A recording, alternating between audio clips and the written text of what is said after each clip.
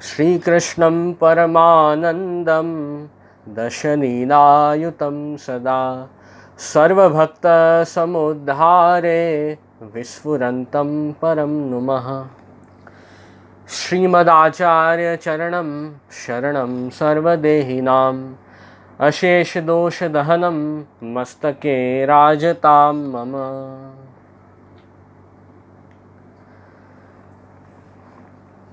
तो आज बहुत ही आनंद की बात है कि आज हम सब वैष्णवों की वार्ता का सत्संग करने के लिए आज हम सब एकत्रित हुए हैं और आप सभी प्रिय वैष्णवजन आप सत्संग श्रवण करने के लिए यहाँ ऑनलाइन जुड़े हो। तो सत्संग बहुत आवश्यक है हमारे जीवन में। सत्संग जितना हो सके उतना अधिक करते रहें, इसी भाव से आज हम सत्संग अब शुरू करेंगे। आज जिन वैष्णवों की वार्ता का सत्संग करना है वो 84 वैष्णव की वार्ता में से है। वार्ता नंबर 29, 29 नंबर की वार्ता है 84 वैष्णवों की वार्ता में से। वैष्णव का नाम है पद्मा रावल।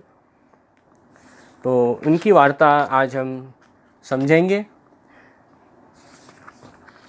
और उस वार्ता में से हमें क्या शिक्षा लेनी है उस पर विशेष ध्यान देंगे। वार्ता हम पढ़ें उस दृष्टि से हमेशा वार्ता पढ़नी चाहिए कि ये वैष्णव की वार्ता से मुझे क्या सीखने मिल रहा है, मैं अपने जीवन में कौन सी बात उतारूं, इस बात पे हमें ध्यान देना है। क्योंकि हम उसी भाव से ये वैष्णव की वार्ता पढ़ते हैं कि हम ये पुष्टि भक्ति मार्ग में चल रहे हैं और पुष्टि भक्ति मार्ग का अच्छी तरह से हम अनुसरण कर सकें। श्री महाप्रभु जी का ये मार्ग है और श्री वल्लभ के मार्ग में हम अच्छी तरह से चल सकें, उसी भाव से हमें ये वैष्णव की वार्ता का संग करना है। तो पद्मा रावल जी की वार्ता है जो हमें आज समझनी है। अब श्री आचार्य जी महाप्रभु उनके सेवक पद्मा रावल सांचौरा ब्राह्मण उज्जैन के तिनकी वार्ता को भाव कहत हैं। अब ये पद्मा रावल की वार्ता शुरू होती है। वार्ता प्रसंग 1 उसमें पहले ही बताया है कि किस प्रकार ये पद्मा रावल श्री महाप्रभु जी के सेवक बने। वो जो पूरा प्रसंग है, वो पूरा चरित्र आगे की जो वार्ता है गोपाल दास जी की, जो गोपाल दास बांसवाड़ा गांव के श्री महाप्रभु जी के सेवक, उनके वार्ता प्रसंग में ये पूरा वर्णन मिलता है कि किस प्रकार पद्मा रावल जी श्री महाप्रभु जी के सेवक हुए। तो मैं आपको संक्षेप में वो प्रसंग भी आप सबको बता देता हूँ। तो गोपाल दास जी जो बांसवाड़ा गांव है, आज देखें तो राजस्थान में वो गांव है, वहाँ के ये निवासी हैं और गोपाल दास जी श्री महाप्रभु जी के सेवक हुए। श्री महाप्रभु जी से उन्होंने नाम निवेदन दीक्षा ली, अष्टाक्षर की और ब्रह्मसंबंध की दीक्षा प्राप्त की श्री वल्लभ के पास से। श्री महाप्रभु जी ने उनको ठाकुर जी पधरा दिए। प्रेम से गोपाल दास जी सेवा करते और श्री मदन मोहन जी की सेवा गोपाल दास जी जो बांसवाड़ा के वो बहुत भाव से करते।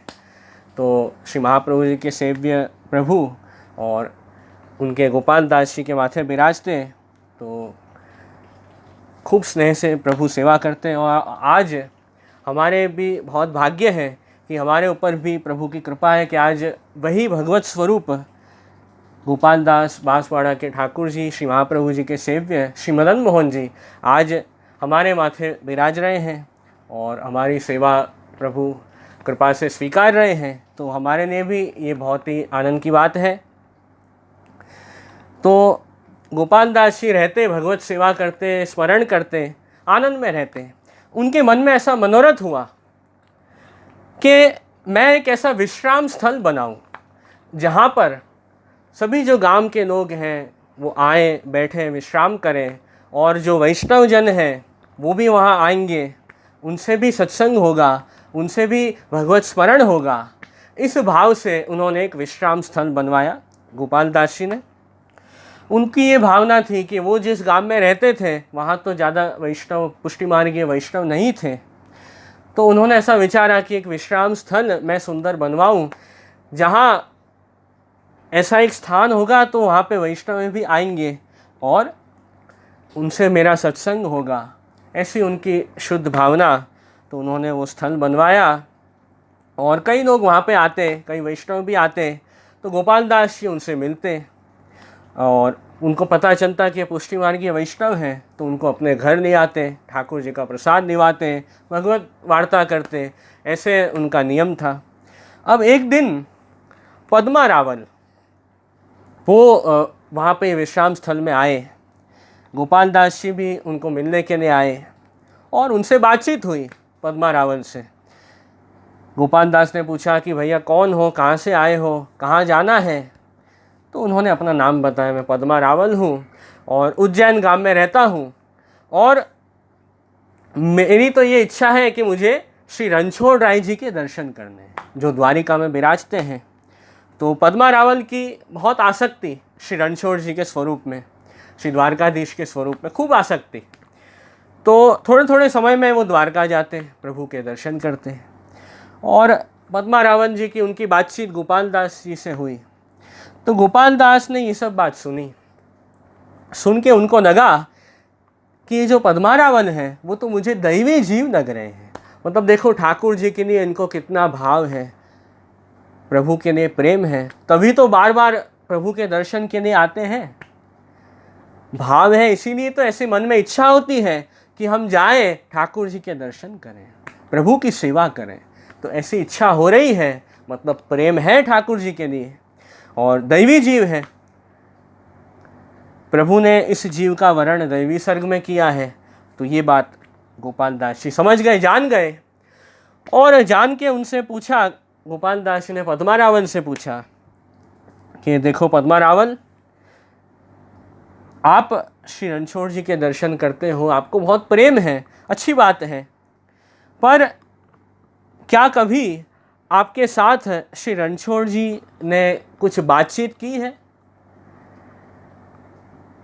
तो पद्मा रावल ने कहा, नहीं, अभी तो कुछ बातचीत तो ठाकुर जी ने नहीं की है मेरे साथ, अभी तो ऐसे ही मैं दर्शन सेवा करता हूँ प्रभु की, पर अभी तो ऐसी कृपा तो नहीं हुई है ठाकुर जी की कि कुछ विशेष आज्ञा मुझे करें, कुछ बातचीत करें, कुछ अनुभव जतावें, ऐसी तो अभी कृपा नहीं हुई है मेरे ऊपर। तो गोपाल दास जी ने उनको समझाया कि पद्मा रावल देखो, मैं आपको जो बात बताता हूँ वो ध्यान से सुनो, कि प्रयाग के पास जो अडेन गांव है वहाँ पे श्री आचार्य जी महाप्रभु विराजते हैं, और आप तो साक्षात श्री रणछोड़ जी के ही स्वरूप हैं, साक्षात भगवान श्री कृष्ण का ही स्वरूप जो है श्री महाप्रभु श्री वल्लभाचार्य जी के रूप में आप विराज रहे हैं। आचार्य स्वरूप से श्री कृष्ण प्रकट हुए हैं और अडेन गांव में अभी विराज रहे हैं। अनेक जीव आपकी शरण में जाते हैं, उनका आप उद्धार करते हैं और सबके साथ बातचीत भी करते हैं। वही श्री रणछोड़ जी, कृष्ण भगवान जिनकी तुम बात कर रहे हो, वही प्रभु श्री वल्लभाचार्य जी स्वरूप से अडेन गांव में विराज रहे हैं और सबको अनुभव जताते हैं, सबसे बातचीत करते हैं, सब पे कृपा करते हैं। तो ये सब बात गोपाल दास ने पद्मा रावल को बताई। तो पद्मा रावल उनको ये सब बात सुन के बहुत आरती हुई, बहुत ताप हुआ उनके हृदय में, और बहुत ऐसी तीव्र इच्छा हुई कि अरे क्या ये सच बात है, वास्तव में श्री रणछोड़ जी भगवान कृष्ण आप अडेल गांव में विराजते हैं, श्री महाप्रभु जी स्वरूप से प्रकट हुए हैं। तो ये सब बात समझ के जान के उनको ऐसी बहुत इच्छा हुई कि अरे मुझे भी श्री वल्लभाचार्य जी के दर्शन करने हैं। तो ऐसा भाव उनके अंदर आया पद्मा रावल के कि कब मैं अडेन गांव जाऊं, कब श्री आचार्य जी जो रणछोड़ जी स्वरूप से के स्वरूप हैं उनसे मैं कब बातचीत करूं, कब वहाँ जाऊं। ऐसी इच्छा उनको हृदय में प्रकट हुई पद्मा रावल को। और गोपाल दास ने उनको समझाया कि तुम जाओ श्री वल्लभ के पास और श्री महाप्रभु जी के सेवक हो जाओ, तो खूब कृपा होगी तुम्हारे ऊपर। मैं तो हूँ ही आप श्री का सेवक, और आप दैवी जीव हो, इसलिए मैं आपको कह रहा हूँ कि आप भी श्री वल्लभ के सन्मुख जाओ। तो ऐसे ये सब बात भगवती का संग हुआ, गोपाल दास का संग हुआ पद्मा रावल को, इसलिए उनके अंदर भी ऐसी इच्छा प्रकट हुई, ऐसा भाव हुआ श्री महाप्रभु जी के लिए। अब वो राह देखने लगे कि कब मैं श्री वल्लभ के पास जाऊं। ऐसी तीव्र इच्छा उनको हृदय में प्रकट हुई। रात्रि को नींद नहीं आई, पूरे दिन पूरे रात यही विचार करते रहे पद्मा रावल कि मैं श्री वल्लभ के दर्शन कब मुझे होंगे।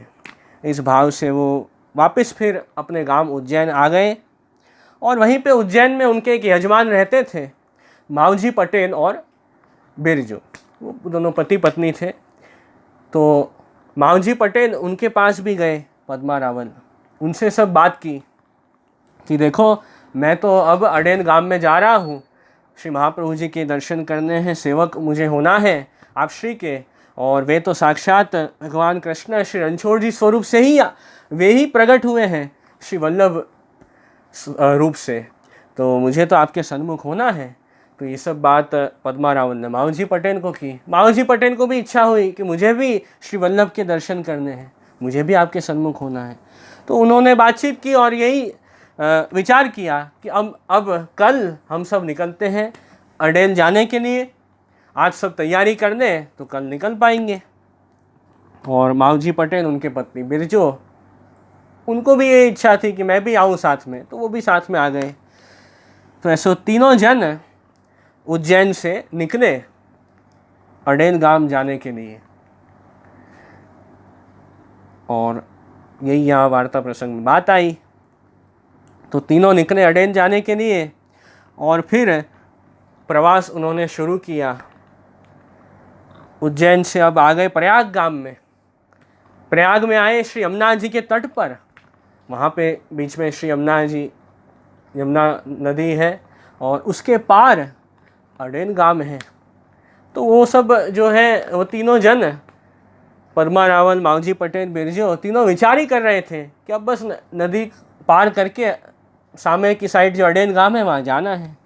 और उसी समय श्री महाप्रभु जी, आप तो अंतर्यामी हैं, आप तो सब बात, सबके अंदर की बात जानते हैं, श्री वल्लभ से तो कोई भी बात छुपी हुई नहीं है, आप तो सर्वज्ञ हैं, सब कुछ जानते हैं। तो आपने, श्री महाप्रभु जी ने अपने एक वैष्णव से आज्ञा की कि अरे वैष्णव, आप नाव लेके प्रयाग जाओ, वहाँ पे आपको तीन व्यक्ति मिलेंगे, पद्मा रावल, मावजी पटेल, बिरजो, वो यहाँ मेरे दर्शन के लिए आ रहे हैं, तो आप उनके पास जाओ, उनको यह नाव में बैठा के बस यहाँ अडेन में लेके आओ।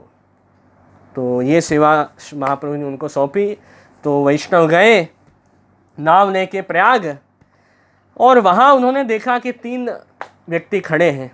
उनसे पूछा कि पद्मा रावल, मावजी पटेल, बिरजो कौन है? हाँ, तो उन तीनों ने कहा कि हाँ हम ही हैं, बताओ क्या हुआ। तो वो वैष्णव ने कहा कि श्री महाप्रभु जी ने आपको यहाँ से ले जाने के लिए नाव भिजवाई है, तो आप सब इसमें बैठ जाइए और पहुँच जाइए अडेन गांव श्री वल्लभ के पास। तो वो तीनों को खूब आश्चर्य हुआ, और उनको बहुत प्रसन्नता हुई हृदय में कि देखो हमारे ऊपर कितनी कृपा की है श्री महाप्रभु जी ने। सामने से, अभी तो हमने आपश्री को कुछ बताया भी नहीं है कि हम आ रहे हैं आपके दर्शन के लिए, और सामने से ही आपने हमारी सुधि ली, आपने सुधि ली, हमें याद किया, और आपने इस प्रकार हमें नाव भिजवाई हमको ले जाने के लिए। तो बहुत प्रसन्न हुए कि आप तो, हमने तो गोपाल दास के मुख से सुना था कि आप साक्षात ईश्वर हैं, पर आज तो अब अनुभव हो गई है ये बात कि श्री वल्लभ है वो तो ईश्वर ही है। ये बात उनके हृदय में भी दृढ़ हुई,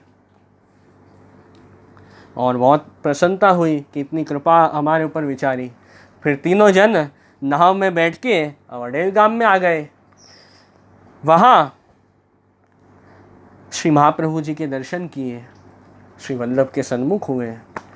और श्री महाप्रभु जी आपने विचारा कि देखो ये तीनों जो जीव हैं, पद्मा रावल, विशेष रूप से पद्मा रावल, उनकी आसक्ति द्वारका में जो श्री रणछोड़ जी विराजते हैं, श्री द्वारकाधीश विराजते हैं, उनके स्वरूप में है, वो स्वरूप में विशेष आसक्ति है।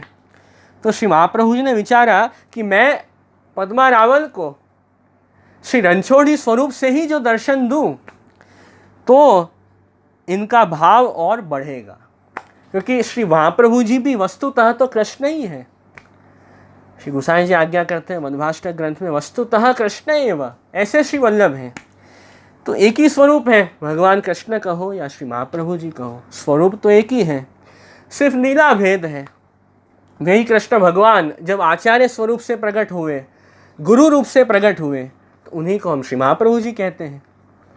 तो स्वरूप तो तत्वतः दोनों एक ही है। इसलिए श्री महाप्रभु जी ने साक्षात श्री रणछोड़ जी स्वरूप से प्रकट होके ऐसे स्वरूप से दर्शन दिए पद्मा रावल को। तब ऐसे अलौकिक स्वरूप के दर्शन किए, तब उन्हें वही बात याद आई पद्मा रावल को कि देखो गोपाल दास जी, उन्होंने हमको कहा था कि वही श्री कृष्ण आप आज भी भूतल पे साक्षात विराज रहे हैं, श्री वल्लभ स्वरूप से प्रकट हुए हैं। तो ये देखो, ये तो वैसे ही दर्शन हमें हुए हैं, वैसा ही अनुभव हुआ है। तो वे विचार रहे हैं कि देखो गोपाल दास के संग से हमारे ऊपर कितनी कृपा हो गई। तो भगवदीय का संग तो हमेशा जीव का कल्याण ही करता है। तो ऐसे वो उन्होंने मन में भाव रखा और फिर उन्होंने वही बात वापस याद की कि गोपाल दास ने कहा था कि श्री महाप्रभु जी के सेवक होना है। फिर उन्होंने विनती की पद्मा रावल ने श्री महाप्रभु जी को, करे श्री वल्लभ हम आपकी शरण में आए हैं, कृपा करके हमें अपना सेवक बनाइए।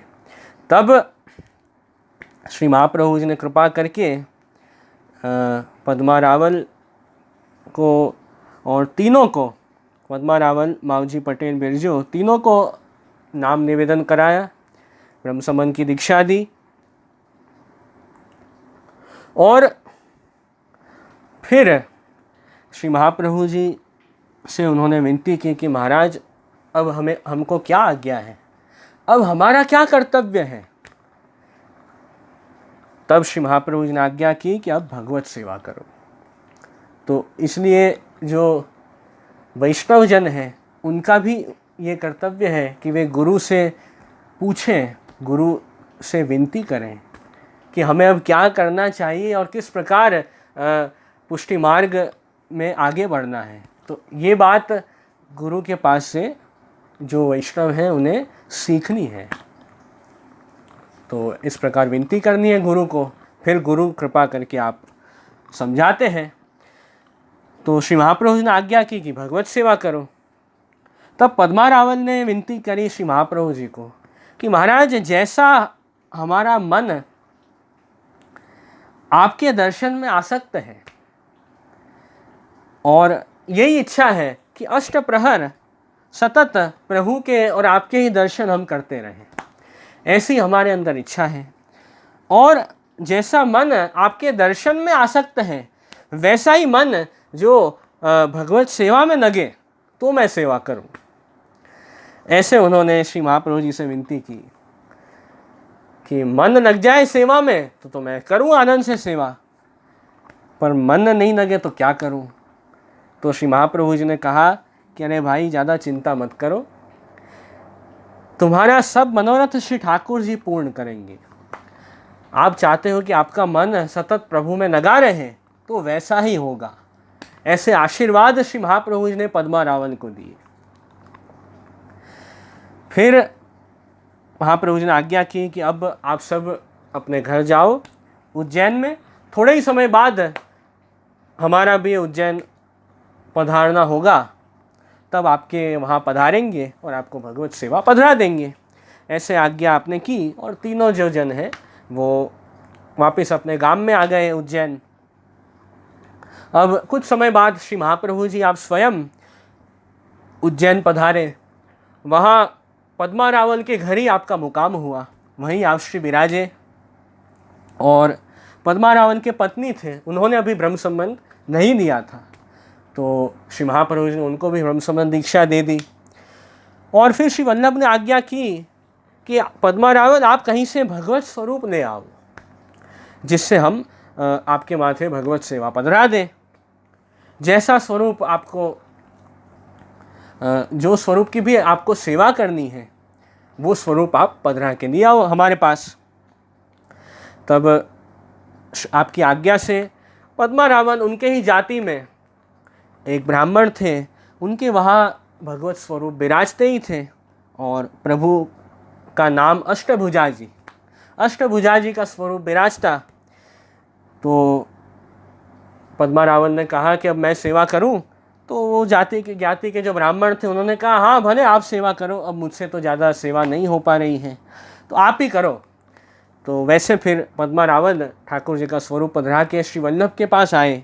श्री महाप्रभु जी ने आप पंचामृत स्नान करा के स्वरूप पुष्ट करके और पद्मा रावल के माथे पधरा दी भगवत सेवा, और आज्ञा की कि अब प्रेम से सेवा करो ठाकुर जी की। तो ऐसे आपने पधरा दिए। और फिर माऊजी पटेल और बिरजो, जो उनके यजमान थे पद्मा रावल के, उन्होंने भी विनती की श्री महाप्रभु जी को, हमें भी आप भगवत सेवा पधरा दीजिए। तो आप श्री ने आज्ञा की कि आपका सर्व मनोरथ श्री गोसाई जी पूर्ण करेंगे, और श्री गोसाई जी आपको भगवत सेवा पधरा देंगे, आप बात विनती करना श्री गोसाई जी को। ऐसे आपने आज्ञा की, क्योंकि वो लीला का, नित्य लीला का संबंध है वहाँ। माऊजी पटेल बिरजो प्रभु की नित्य लीला में श्री चंद्रावली जी की सखी हैं, इस कारण श्री महाप्रभु जी ने ऐसे आज्ञा की। श्री गोसाई जी स्वयं श्री चंद्रावली जी स्वरूप हैं, इसलिए श्री वल्लभ ने कहा कि आप श्री गोसाई जी आपका मनोरथ पूर्ण करेंगे और आपको भगवत सेवा पधरा देंगे। तो वो बात यहाँ ही वार्ता में। फिर पद्मा रावल को भगवत सेवा तो पधरा दी श्री महाप्रभु जी ने, पुष्टि मार्गीय वैष्णव भी हो गए, पर अब उनके मन में एक चिंता हुई पद्मा रावल को, और उन्होंने विनती करी श्री महाप्रभु जी को कि महाराज, मैं तो अज्ञानी हूँ, मैं तो मूर्ख हूँ, ज़्यादा कुछ पढ़ा हुआ नहीं हूँ, बहुत कुछ शास्त्र की बड़ी बड़ी बात जानता नहीं हूँ, और हमारी जाति के जो अन्य ब्राह्मण हैं वो सब कर्मकांडी ब्राह्मण हैं, और हमारी जाति में पुष्टि मार्गीय वैष्णव तो कोई है नहीं, सब मर्यादा मार्ग के हैं। तो पुष्टि मार्गीय वैष्णव तो अभी तक मैं ही पहला हुआ हूँ और दूसरा अभी तक कोई नहीं है। तो पद्मा रावल को ये मन में चिंता थी कि कहीं मुझे कोई जाति के जो लोग हैं, जो मेरे समाज के कुटुंब के लोग हैं, वो कहीं मुझे दुख देंगे तो मैं क्या करूं, और कहेंगे कि तू क्या सेवक हो गया, पुष्टि मार्ग की दीक्षा लेने की क्या ज़रूरत थी, क्यों श्री महाप्रभु जी के सेवक हो गए। ऐसी ऐसी जो बातें हैं वो मेरे कुटुंब के लोग, जाति के लोग करेंगे तो मैं, महाराज मुझे दुख देंगे वो, तो अब फिर उस स्थिति में मुझे क्या करना चाहिए। ऐसे उन्होंने श्री महाप्रभु जी से विनती की, क्योंकि फिर वो समाज के लोग हैं, वो कोई संबंध नहीं रखें और वो दूर कर दें और परेशान करें, तो वो सब बात का उनको भय था। तो श्री महाप्रभु जी ने अपना प्रसादी चरणामृत और चंदन पद्मा रावल को दिया। तो श्री महाप्रभु जी ने आपने दिया उनको, तो वो आप श्री का प्रसादी चरणामृत और चंदन पद्मा रावल ने लिया, चरणामृत ग्रहण किया और चंदन जो है वो लगा लिया उन्होंने प्रसादी मस्तक पे सब जगह। तो उससे क्या हुआ, उससे यहाँ वार्ता में वर्णन है कि श्री महाप्रभु जी ने ऐसी कृपा की कि अब पद्मा रावल को वेद पुराण सभी शास्त्रों का ज्ञान हो गया। ऐसी कृपा हो गई श्री वल्लभ की कि प्रसादी चरणामृत और चंदन उन्होंने लिया, उससे सर्व शास्त्रों का उनको ज्ञान हो गया पद्मा रावल को। और कोई भी उनके कुटुंब के लोग जाति के सब पंडित सब उनके पास आते, बड़ी बड़ी नई नई बातें करते, वाद विवाद करते, तो सबका समाधान पद्मारावन उनको दे देते। शास्त्र के प्रमाण से सब को निरुत्तर कर देते।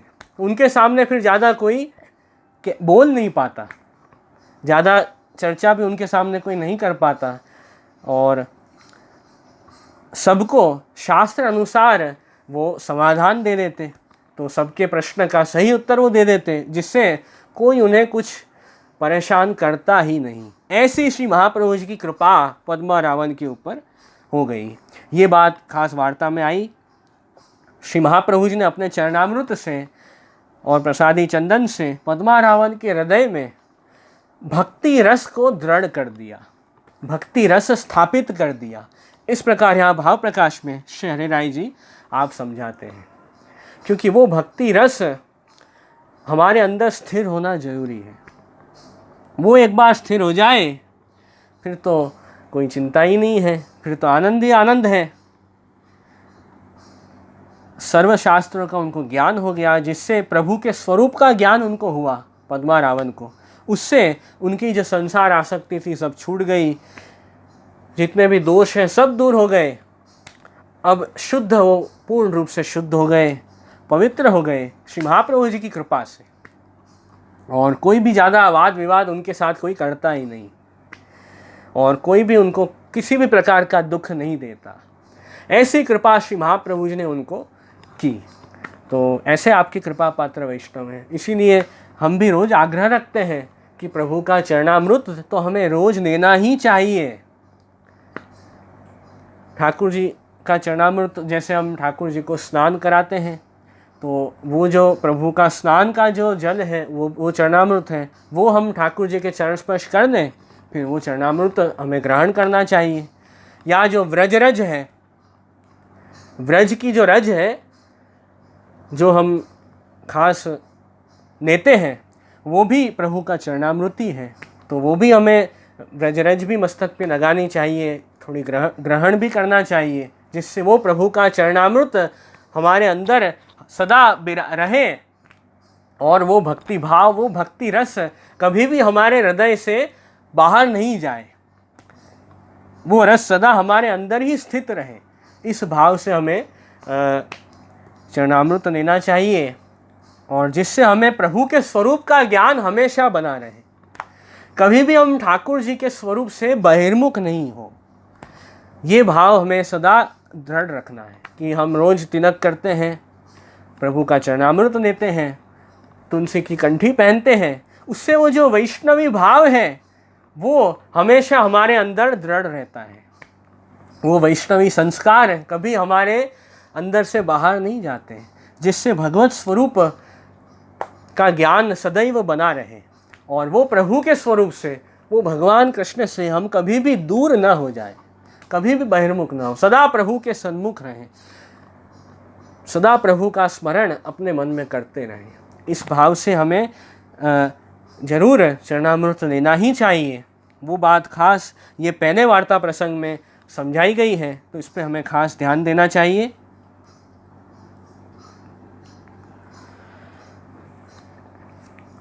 फिर दूसरा वार्ता प्रसंग आता है, जिसमें ये वर्णन है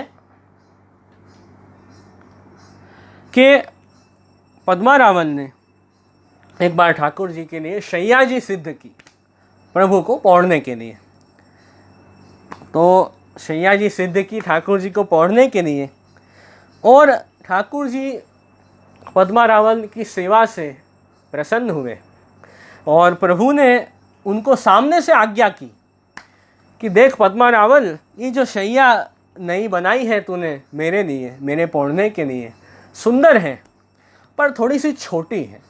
ऐसे प्रभु ने आज्ञा की कि मुझे पौड़ने में थोड़ी बड़ी शैया हो तो थोड़ा आनंद आए, ये थोड़ी छोटी है। ऐसे ठाकुर ने उनको आज्ञा की। तो पद्मारावन तो बहुत प्रसन्न हो गए कि देखो आज तो मेरे कितने भाग्य हैं कि प्रभु ने सामने से मुझे कुछ आज्ञा की है। ठाकुर जी ने मुझे अपना जाना है, और अपना जान के प्रभु ने मुझे विशेष आज्ञा की है। विशेष सेवा सौंपी है, तो ये मेरे ऊपर कितनी कृपा हुई ठाकुर जी की। श्री महाप्रभु जी की इतनी कृपा है कि इस प्रकार ठाकुर जी मुझे अनुभव जताते हैं।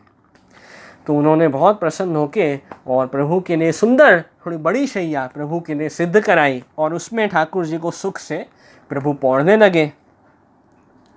तो ऐसे अनुभव भी अब जताते ठाकुर जी। श्री वल्लभ ने एक बार श्री महाप्रभु जी ने कृपा कर दी, फिर तो अब क्या बाकी रहा, ठाकुर जी भी कृपा कर ही रहे हैं और श्री महाप्रभु जी की कहानी से हम प्रभु की सेवा करते हैं, तो ठाकुर जी तो प्रसन्न विराजते ही हैं। देखो, स्वतंत्र रूप से आप ठाकुर जी के पास प्रभु प्राप्ति करने जाओ तो बहुत कठिन बात है। तो पता नहीं चाहे कितना समय लग जाए, कितने जन्मों जन्म लग जाए, कब मिले ठाकुर जी, पर श्री महाप्रभु जी ने हमारा हाथ पकड़ा है। श्री वल्लभ के द्वारा हम प्रभु के पास गए हैं। तो ठाकुर जी तो बहुत आनंद से हमें स्वीकारते हैं, क्योंकि श्री महाप्रभु जी के संबंध से हम प्रभु की शरण में गए हैं, प्रभु के पास जा रहे हैं। तो ठाकुर जी भी प्रसन्नता से आनंद से जीव को स्वीकारते हैं और उसके ऊपर कृपा करते हैं। तो इसीलिए तो ये पुष्टि मार्ग का इतना महात्म्य है, पुष्टि भक्ति मार्ग का इतना महत्व है कि जहाँ साक्षात श्री महाप्रभु जी की कृपा हमें मिलती है इस मार्ग में, और ये संप्रदाय से हम जुड़ते हैं जिससे ठाकुर जी बहुत सरलता से जो है जीव के ऊपर कृपा कर देते हैं, जीव को अपना जानते हैं, जीव की सेवा स्वीकारते हैं। तो ये सब अंत में तो हमारे श्री महाप्रभु जी की कृपा है।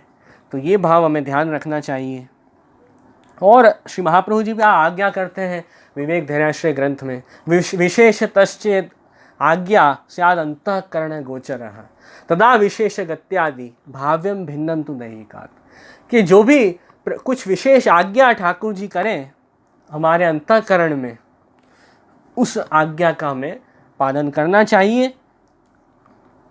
तो उस आज्ञा अनुसार हमें करना चाहिए। और वो प्रभु की विशेष आज्ञा कैसी होती है, जिसमें ठाकुर जी का सुख रहा हुआ होता है, वैसी जो प्रभु की विशेष आज्ञा है उसका उस अनुसार ही हमें कार्य करना चाहिए और प्रभु की आज्ञा हमें पालन करनी चाहिए और प्रभु के सुख का हमें विचार करना चाहिए। तो ये बात ये दूसरे प्रसंग में ही आई है।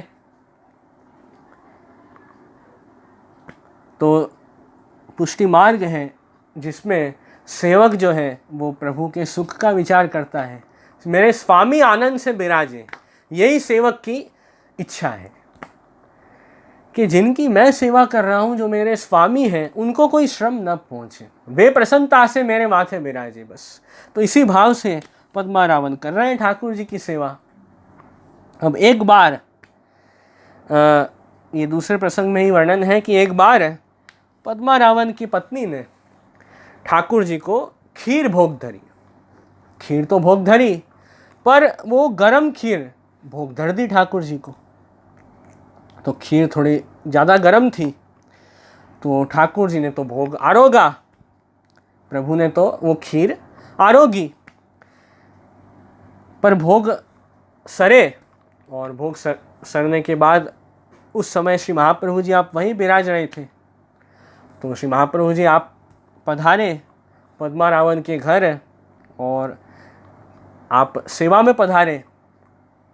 तो ठाकुर जी के पास जैसे श्री वल्लभ पधारे, ठाकुर जी ने श्री महाप्रभु जी को अपने श्रीहस्त और ओष्ठ दिखाए, अपने होठ, और प्रभु ने अपने श्रीहस्त दिखाए श्री महाप्रभु जी को कि देखो ये गरम खीर आज मुझे भोग में धरी है, उससे मेरे श्रीहस्त और ओष्ठ वो थोड़े जल गए हैं, थोड़े लाल हो गए हैं।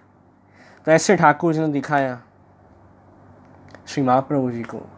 पर पद्मा रावण की पत्नी ने भोग धरी थी खीर, उनको प्रभु ने आज्ञा नहीं की विशेष, क्योंकि अभी वो साधारण वैष्णव हैं, उनका अभी वैसा भाव नहीं हुआ है, वैसा प्रेम भाव उनका नहीं हुआ है ठाकुर जी में, जिससे ठाकुर जी उनको सानुभावता जताएं, अनुभव जताएं।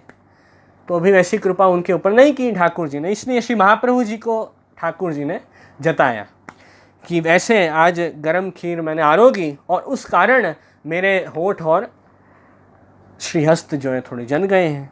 तो महाप्रभु जी ने पूछा पद्मा रावण ने उनकी पत्नी को कि अरे आज ऐसे गरम खीर क्यों धर दी भोग में, ठाकुर जी को तो श्रम हुआ है, ऐसे क्यों किया। तो पद्मा रावण ने कहा कि महाराज हम क्या जाने, हमको तो लगा कि गरम सामग्री ठाकुर जी को भोग धरे तो अच्छी, ठाकुर जी को अच्छी लगे, इसलिए हमने गरम खीर भोग धर दी। तो श्री महाप्रभु जी ने आज्ञा की कि देखो दूसरी कोई सामग्री हो खीर को छोड़ के, वो तो आप गरम ठाकुर जी को थोड़ी धरो तो अच्छी बात है, तो आरोग्य में आनंद आए प्रभु को, पर खीर आप गरम भोग मत धरो ठाकुर जी को। खीर तो ठाकुर जी को सुहाए ऐसी भोग धरो, मतलब खीर ठाकुर जी की सिद्ध करो, उसमें आप एक बार अपनी उंगली डाल के चेक करो कि खीर ज़्यादा गर्म तो नहीं है, ज़्यादा गर्म हो तो उसको थोड़ी ठंडी करो कि ठाकुर जी अच्छी तरह आरोग सके, वैसे ठंडी करो कि जिससे प्रभु को श्रम न हो, वैसे ही उंगली डाल के चेक करो, थोड़ी ठंडी हो जाए फिर भोग धरो प्रभु को। ऐसे श्री महाप्रभु जी ने उनको सिखाया कि दूसरी सामग्री तो गर्म ही धरनी चाहिए ठाकुर जी को तो ही अच्छी रहे, पर खीर में ये बात नहीं है, खीर तो बहुत गर्म हो तो फिर आरोग्य में ही श्रम हो जाए ठाकुर जी को तो वो अच्छा नहीं लगता है। तो ऐसे प्रभु को सुहाए ऐसी भोग धरो, ऐसे आपने समझाया। तब पद्मा रावल ने कहा महाराज खीर बहुत ज़्यादा गर्म थी तो ठाकुर जी ने वो क्यों आरोग दी, थोड़ी ठंडी हो जाती फिर आरोगते। तो श्री महाप्रभु जी ने समझाया कि देखो ठाकुर जी तो बालक हैं और प्रभु जैसे ही खीर देखते हैं तो फिर प्रभु से रहा नहीं जाता है, ठाकुर जी फिर राह नहीं देखेंगे कि ये ठंडी हो जाए बाद में मैं आरोगूं, ऐसे नहीं करेंगे। ठाकुर जी को तो खीर बहुत प्रिय है, ये जो खीर की सामग्री है वो तो प्रभु को बहुत प्रिय है, इसलिए ठाकुर जी तो सब सामग्री में सबसे पहले खीर आरोगते हैं। जो दूध की खीर, दूध और भात से बनी हुई जो सामग्री होती है खीर, वो प्रभु सबसे पहले आरोगते हैं और वो मुख्य श्री स्वामी जी के भाव से हम प्रभु को भोग धरते हैं। ऐसे भाव प्रकाश में श्री हरिराय जी आपने बताया है। तो ये सामग्री तो प्रभु को अतिशय प्रिय है, तो वो सामग्री सबसे पहले आरोगते हैं ठाकुर जी, तो वो आप अब ध्यान रखा करो, बहुत गर्म हो तो थोड़ी ठंडी करो फिर भोग धरो, ऐसे आपने उनको सिखाया। तो वो समझ गए कि हाँ अब आपने जैसे आज्ञा की है वैसे ही हम ठाकुर जी की सेवा करेंगे। तो सेवा हमेशा गुरु की आज्ञा अनुसार हमें करनी है, सेवा कृतिर गुरोर आज्ञा, गुरु की आज्ञा से ही हमें भगवत सेवा करनी है। कुछ ना समझ में आए सेवा में तो गुरु से पूछना चाहिए, आपको विनती करनी चाहिए कि महाराज हम ऐसे कर रहे हैं सेवा में तो क्या सही है, हमें कैसे करना चाहिए, वो पूछना चाहिए। अपने मन से कुछ भी नहीं करना है ठाकुर जी की सेवा में कि हमको ऐसा लगा इसलिए हमने ऐसा कर दिया, ऐसे नहीं। आप आज्ञा ना गुरु से पूछो कि मैं ये सेवा में इस प्रकार से क्रम कर रहा हूँ, क्या ये सही है, तो फिर गुरु जिस प्रकार आज्ञा दे वैसे आप करो। तो इस बात का खास हमें सब वैष्णवों को जरूर ध्यान रखना चाहिए। तो ये शिक्षा ये दूसरे वार्ता प्रसंग में दी जा रही है, सेवा कृतिर गुरोर आज्ञा। और सेवा में मुख्य जो है ठाकुर जी के सुख का विचार करना है, प्रभु को कहीं श्रम ना हो जाए इस बात का बहुत ध्यान रखना है भगवत सेवा में, क्योंकि ये तो स्नेह का मार्ग है, प्रेम का मार्ग है और सेवा में प्रेम का भाव है। तो जिनसे हम प्रेम करते हैं उनके ये तो हम ध्यान रखना ही चाहिए कि उनको कोई तकलीफ तो नहीं पहुंच रही है, वे सुख से तो हैं, आनंद से तो विराज रहे हैं, तो वो बात को ध्यान रखना ही चाहिए। तो अपने स्नेही सुख से विराजे जो प्रभु हैं, भगवान कृष्ण हैं, उस बात का ही हमेशा हमें स्मरण करना है, उसका ध्यान रखना है। और हमारे यहाँ हम जो भी सेवा करते हैं, जो भी सामग्री भोग धरते हैं ठाकुर जी को, जो भी वस्त्र अंगीकार कराते हैं, वो सब भक्तों के भाव से, वो सब ब्रज भक्तों के भाव से हम प्रभु की सेवा करते हैं। तो उनकी भावना भी हमें साथ साथ याद रखनी है। कि किस प्रकार ये सामग्री ये भक्त ने प्रभु को अंगीकार कराई है। तो ऐसे व्रज भक्तों का भाव भी हमें स्मरण करके फिर प्रभु की सेवा करनी। ऐसे यहाँ पे ये प्रसंग में बात हमें समझने में आ रही है। तो उससे क्या होगा, सिर्फ क्रियात्मक सेवा नहीं रह जाएगी, उसमें भाव भी आ जाएगा। तो ये भाव, ये ध्यान रखें आप बात। और प्रभु को भोग भी धरते हैं तब भी हम कानी देते हैं ठाकुर जी को कि आप ये सामग्री व्रजभक्तों के भाव से, श्री महाप्रभु जी के भाव से, गोसाई जी के भाव से आप ये सामग्री आरोगो। फिर हम बाहर आते हैं मंदिर से, फिर प्रभु प्रेम से आरोगते हैं। अब देखो, ठाकुर जी ने भले प्रभु के ओष्ठ और श्रीहस्त थोड़े जल गए, श्रम हुआ ठाकुर जी को, पर प्रभु ने फिर भी वो आरोगी सामग्री। वो बात भी वार्ता में आई, क्योंकि इतने स्नेह से ठाकुर जी को भोग धरी थी सामग्री, तो प्रभु से भी रहा नहीं गया, प्रभु ने भी झट से वो सामग्री आरोग ली। अब उनको पता नहीं था कि खीर हमें इस प्रकार भोग नहीं धरनी है। उनको लगा कि ऐसे ज़्यादा अच्छा रहेगा ठाकुर जी को, इसलिए वैसे ही धर दी। पर जब उनको पता चला, सच्चा ज्ञान हुआ, फिर महाप्रभु जी की आज्ञा से ही अब आगे से वो सेवा करने लगे। तो अनजाने में कई बार कुछ भूल हो जाती है सेवा में, कोई अपराध भी हो जाते हैं अनजाने में। तो फिर हमें भविष्य में ध्यान रखना है कि आगे वो वापस रिपीट ना हो, वापस वो बात रिपीट ना हो, इसका हमें भविष्य में ध्यान रखना है। और जो भी अनजाने में कुछ हमारे से प्रभु को कुछ श्रम पहुंच जाए तो क्षमा मांगनी है ठाकुर जी से कि ठाकुर जी, आपकी मैं सेवा कर रहा हूँ और कुछ भी भूल चूक हो जाए तो क्षमा कर देना, आगे से मैं ध्यान रखूँगा, ऐसे प्रभु को विनती कर देनी है। तो बस यही बातें आ रही है। प्रभु भी दयालु हैं, जो जीव को कृपा करके क्षमा भी कर देते हैं। तो ये सब बातें आई दूसरे प्रसंग में। फिर अब तीसरे प्रसंग को देखते हैं। तीसरे वार्ता प्रसंग में ये वर्णन आ रहा है कि पद्मा रावल एक बार श्री द्वारिका जी, उन्होंने विचार किया कि अब बहुत समय हो गया है, द्वारका में श्री रणछोड़ जी के दर्शन नहीं हुए बहुत समय से, तो मैं अब जाऊं। इस भाव से अपने घर से चले द्वारका श्री रणछोड़ जी के दर्शन करने।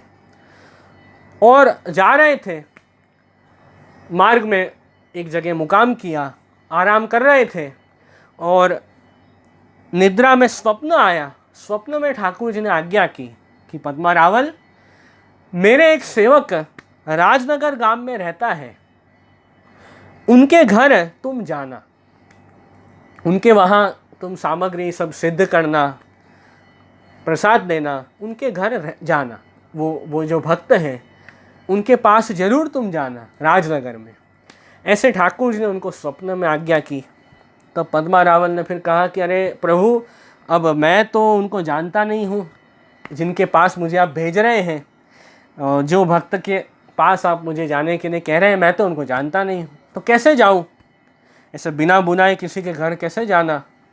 तो प्रभु ने, रणछोड़ जी ने कहा कि तुम चिंता मत करो, वो तुम्हें सामने से ही तुमको बुलाने आएंगे।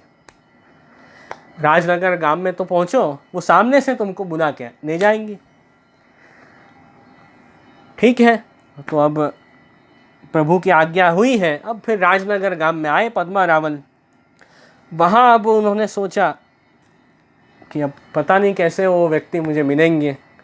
तो श्री रणछोड़ जी ने, ठाकुर जी ने जैसे पद्मा रावल को स्वप्न में आज्ञा की, वैसे ही राजनगर में अपने जो भक्त हैं उनको भी प्रभु ने आज्ञा कर दी कि देखो, पद्मा रावल जो मेरे खास सेवक हैं, वे तुम्हारे घर आएंगे, तुम उनका अच्छी तरह से समाधान करना, उनको प्रसाद दिवाना, रसोई, उनको सामग्री सिद्ध करने देना अपने घर में।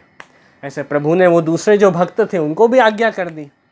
तो वो भी खुश हो गए कि देखो, वैष्णव मेरे घर आएंगे, प्रसाद देंगे, तो बहुत आनंद की बात है।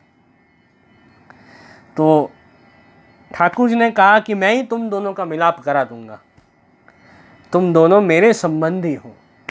वे भी, पद्मा रावल भी मेरे भक्त हैं, मेरे सेवक हैं, और तुम भी मेरे सेवक हो, इसलिए तुम दोनों मिलना। ऐसे प्रभु ने आज्ञा कर दी। अब राजनगर गांव में आए, ठाकुर जी ने तो स्वप्न में आज्ञा कर ही दी थी दोनों को, इसलिए वो जो भक्त श्री रणछोड़ जी के, वो पद्मारावन को ढूंढते ढूंढते आए और कोई उपाय से पद्मारावन उनको मिल गए और फिर सब बातचीत हुई। पद्मारावन को उन्होंने कहा कि चलो आप मेरे घर चलो, प्रभु की आज्ञा हुई है, मुझे आपको ले जाना है। तो पद्मारावन ने भी कहा हाँ हाँ, स्वप्न में आज्ञा तो की थी ठाकुर जी ने। तो उन्होंने कहा ठीक है, मैं आता हूँ। तो इस प्रकार पद्मारावन वो भक्त के घर गए और वहाँ उन्होंने खुद रसोई करी, सामग्री सिद्ध करी, प्रभु को भोग धरा, महाप्रसाद दिया दोनों भक्तों ने, और फिर साथ में सत्संग किया, प्रभु के खूब गुणगान गाए, प्रभु की खूब भगवत वार्ता उन्होंने की। दोनों खूब प्रसन्नता में आ गए कि देखो आज तो बहुत ही आनंद हुआ है, हम दोनों ने मिलकर सत्संग किया है, प्रभु की लीला का स्मरण किया, प्रभु के गुणगान गाए, भगवत वार्ता की है। तो ऐसे दोनों वैष्णवों को, दोनों भक्तों को प्रसन्नता हुई। तो दोनों वैष्णवों का मिलाप जो है वो श्री रणछोड़ जी ने ही, ठाकुर जी ने ही करवा दिया, क्योंकि ठाकुर जी आप सत्संग हमें प्रभु ही करवाते हैं, प्रभु की कृपा से ही तो हम सत्संग कर पाते हैं। क्योंकि ठाकुर जी भी चाहते हैं कि मेरा जो भक्त है, मेरा जो जीव है, मेरा सेवक है, उसका भाव मुझे बढ़ाना है। ऐसे प्रभु भी चाहते हैं, उसका मन, मेरे सेवक का मन जो है मुझे अपने स्वरूप में ही लगाना है, ये प्रभु की इच्छा है। तो भगवान कृष्ण भी कुछ न कुछ ऐसे संजोग, ऐसी परिस्थिति अनुकूल कर ही देते हैं कि जहाँ वैष्णव का मिलाप जो है भगवदीय से होता है, गुरु से होता है, जिससे जीव प्रभु सन्मुख पहुँच पाता है। तो जीवन में सब अनुकूलता ठाकुर जी खुद करा देते हैं, ऐसे कृपालु प्रभु हैं। वो बात यहाँ आ रही है तीसरे वार्ता प्रसंग में। कई बार हमें लगता है कि अरे ठाकुर जी, ये इतना बड़ा कार्य कैसे होगा, सत्संग कब मिलेगा, ऐसे सब विचार करते हैं। पर ठाकुर जी ही सब जो है परिस्थिति हमारे अनुकूल कर देते हैं और इस प्रकार माहौल हो जाता है, सब व्यवस्था हो जाती है, सुविधा हो जाती है, जिससे हमें वैष्णव का भी संग हो जाता है, गुरुजनों का भी संग हो जाता है। तो अंत में प्रभु कृपा से ही ये सब शक्य है। ये बात आई तो पद्मारावन ने वो जो रणछोड़ जी के सेवक, उनके साथ सत्संग किया, बहुत आनंद हुआ। फिर वहाँ से आगे चले, द्वारका चले, वहाँ उनको जाना था प्रभु के दर्शन के लिए। तो वहाँ से फिर द्वारका के लिए विदा हो गए। तो वो भी यहाँ बात आई कि जो भगवदीय वैष्णव अपने घर आए तो उनका भी हमें अच्छे से समाधान करना चाहिए। उनके साथ प्रभु का स्मरण करना चाहिए, जैसे कृष्ण करने चाहिए वैष्णवों के साथ, और भगवत वार्ता उनके साथ करनी चाहिए। तो ये सब बात ये तीसरे वार्ता प्रसंग में आई। फिर आगे अंतिम चौथा प्रसंग है पद्मारावन की वार्ता में। उस वार्ता प्रसंग में वर्णन है कि एक बार पद्मारावन ठाकुर जी के लिए सामग्री सिद्ध करने बैठे। अब उनके घर में क्या हुआ, आटा, चून जो था वो तो बहुत था, जो जिस आटे की हम रोटी बनाते हैं वो आटा, वो चून तो बहुत था उनके घर में, पर घी बहुत कम था। ऐसी स्थिति एक बार हुई उनके घर में, घी कम था, उनको बाजार में से भी ज़्यादा घी नहीं मिल पाया था, थोड़ा ही मिला था, और आटा बहुत सारा था। तो उन्होंने फिर उस आटे से रोटी बनाई, बहुत सारी रोटी सिद्ध की, और घी थोड़ा सा ही था, तो जितनी रोटी बनाई सब में वो घी लगा नहीं पा रहे थे। तो जितना घी अवेलेबल था उनके पास वो उन्होंने चुपड़ दिया, रोटी में लगा दिया। और कई रोटी ऐसी थी जो बिना चुपड़ी हुई रह गई, जिसमें घी नहीं लगा था। तो पद्मारावन ने क्या किया, जो बिना चुपड़ी, घी चुपड़ी हुई रोटी थी जिसमें घी नहीं लगा था वो नीचे रख दिया, उसी के ऊपर जो घी लगी हुई रोटी थी वो उसके ऊपर रख दी, और ठाकुर जी को रोटी भोग धरी, दाल शाक वो सब सिद्ध किया, और रोटी भी भोग धरी ठाकुर जी को, और प्रभु से विनती करी कि ठाकुर जी आज कुछ ऐसी परिस्थिति हो गई है कि घी ज़्यादा नहीं मिल पाया है, तो मैं सब रोटी तो मैं आपसे विनती करता हूँ कि ऊपर जो घी से लगी हुई रोटी है वही आप आरोगो, बाकी बिना घी की चुपड़ी हुई जो रोटी है जिसमें घी नहीं लगा है वो आप मत आरोगो। ऐसे उन्होंने विनती की ठाकुर जी को। तो विनती करके वो टेरा लगाया और बाहर आए प्रभु को भोग धर के।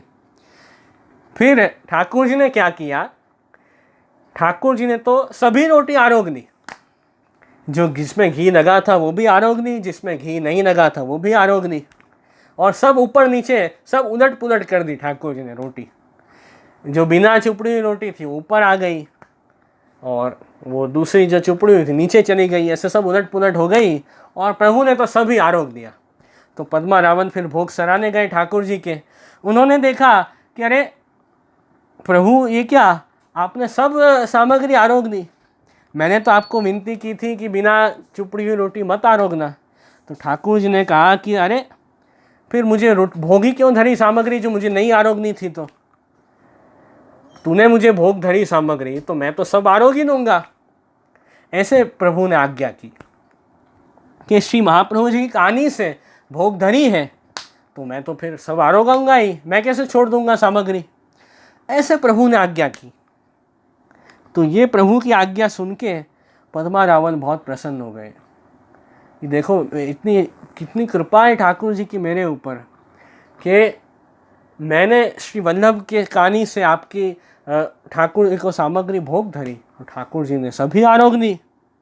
और उस दिन जो उन्होंने प्रसाद दिया, वो वही रोटी का जो प्रसाद दिया उन्होंने, उसमें बहुत अलौकिक स्वाद आया, वो सामग्री में बहुत अलौकिक स्वाद आया। तो उनको जब भी अब वो रोटी उन्होंने बांध के अलग रख दी उस दिन की, और रोज उसमें से थोड़ा थोड़ा प्रसाद लेते। जब भी वो रोटी लेते तब वो याद करते कि मेरे प्रभु जो हैं कितने दयालु हैं, उस बात का स्मरण करते कि मुझसे ज़्यादा सेवा नहीं बन पाती है, थोड़ी बहुत कम भी सेवा थोड़ी बहुत कम भी होती है, फिर भी ठाकुर जी कुछ कहते नहीं हैं और प्रेम से मेरी सेवा मान लेते हैं। ऐसे उनको आनंद हुआ, प्रसन्नता हुई कि इतने दयालु हैं ठाकुर जी, इतने कृपालु हैं कि जीव तो क्या करे, जितनी सामर्थ्य हो उस अनुसार थोड़ी बहुत सेवा करता है, पर ठाकुर जी भी इतने कृपालु हैं कि जैसे भक्त प्रभु की सेवा करता है ठाकुर जी भी वैसे ही मान लेते हैं। ऐसे भक्तवश्य भक्तवत्सल कृपालु ठाकुर जी हैं। तो उनको आनंद हुआ ये जान के, क्योंकि प्रभु तो ये कहते ही हैं कि जिस जीव का ब्रह्म संबंध श्री महाप्रभु जी द्वारा हुआ है और श्री वल्लभ का संबंध जिस वैष्णव में है, उसके द्वारा अंगीकार की हुई वस्तु मैं प्रेम से हंसते हंसते स्वीकारता हूँ। ये तो प्रभु की प्रतिज्ञा है, तो प्रभु तो स्वीकारते ही हैं। तस्माद् अस्मिन् स्थितौ यत्किमपि कथमपि क्वापि उपहार्तुमिच्छा तिद्धा तद्गोपिकेशः स्ववदन कमले चारुहासे करोति। श्री गोसाई जी भी आज्ञा करते हैं मध्वाष्टक ग्रंथ में कि प्रभु इतने कृपालु हैं कि हंसते हंसते मुख से भक्त की सेवा स्वीकारते हैं। जो कुछ भी वस्तु जैसी भी बन पाए वैसी सेवा करें तो ठाकुर जी तो छोटी से छोटी सेवा को भी बहुत बड़ा मान लेते हैं। राई जितनी सेवा को फन मानत मेरु समान, ऐसे कहा गया है सूरदास जी के कीर्तन में कि थोड़ी सेवा करे भक्त तो ठाकुर जी उसको बहुत बड़ा मानते हैं। तो ऐसे पद्मा रावण को बहुत आनंद हुआ कि मेरी सेवा से प्रभु प्रसन्न है, ये जान के।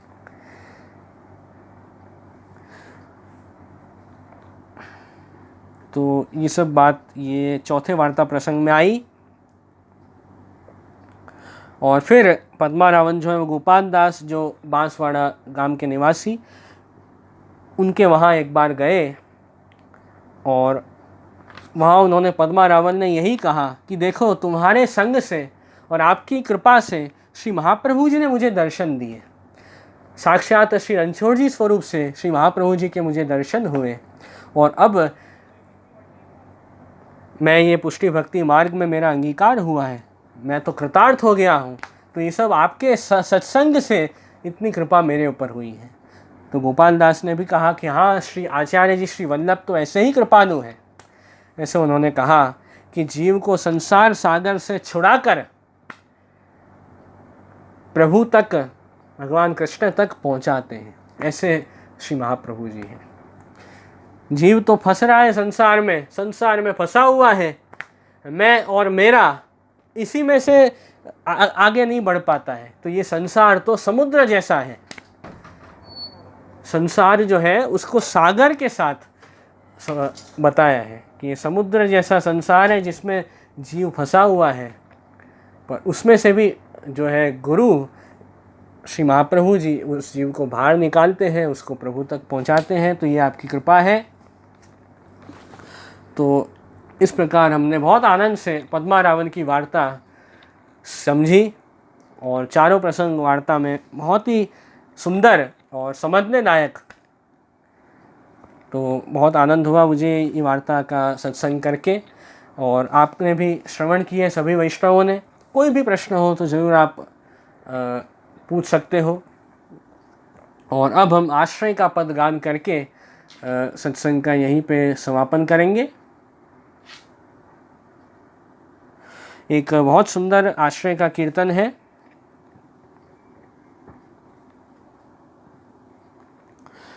सुख निधि श्री गिरिराज तरेटी।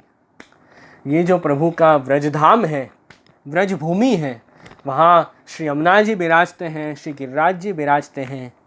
तो ये सब व्रज भूमि तो सुख निधि है। ऐसे यहाँ पे सुंदर भाव है। कुंड कुंड जल अचवत नहावत पुनि पुनि व्रज रज में लोटी। यही हम तो भाव रखें मन में कि वो प्रभु की व्रज भूमि, ठाकुर जी की लीला स्थली, वहाँ हम प्रत्येक कुंड में प्रभु ने व्रज में विहार किया है, तो वहाँ हम कुंड में जलपान करें, आचमन करें, वो जल ग्रहण करें, पवित्र जल, और व्रज की रज में लौटें, जिससे वो प्रभु भगवान कृष्ण हमारे हृदय में पधारे। धरत भोग बेजर की रोटी, ऊपर मेवा टेटी, रसिक दास जन श्री वल्लभ पद, परम सकन दुख मेटी। तो ऐसे ही यहाँ सुंदर कीर्तन है कि रसिक दास श्री वल्लभ पद, परम सकन दुख मेटी। श्री महाप्रभु जी के चरण कमल का आश्रय जो जीव कर रहे हैं, उनके तो सब दुख दूर हो जाते हैं, उनको फिर कोई दुख रहता ही नहीं है।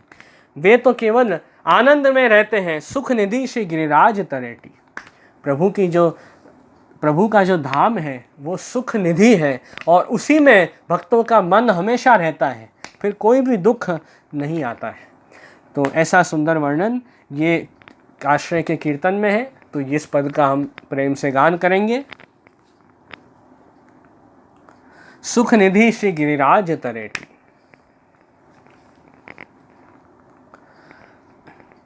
सुख निधि श्री गिरिराज तरेटी, सुख निधि श्री गिरिराज तरेटी, सुख निधि श्री गिरिराज तरेटी, सुख निधि श्री गिरिराज तरेटी।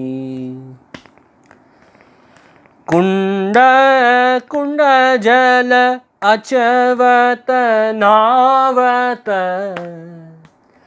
कुंड कुंड जल अचवत नावत, पुनि पुनि रज में लोटी, पुनि पुनि रज में नोटी, सुख निधि श्री गिरिराज तरेटी, सुख निधि श्री गिरिराज तरेटी।